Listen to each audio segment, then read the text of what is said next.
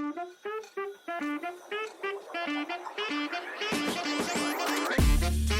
can use an interactive demo without essentially exposing your product.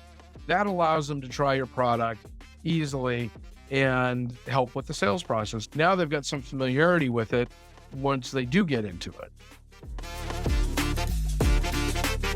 I saw more people going to the end of a Storylane than to the end of a video.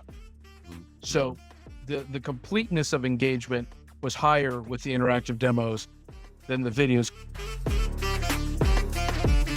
I've been working towards like a mega walkthrough where I had the entire product with the menu in the front end, because I think getting that all clumped together in one place also helps from the user experience. It's a great thing to put in the documentation. You know, you could literally put it into the product if you wanted to walk people through different segments.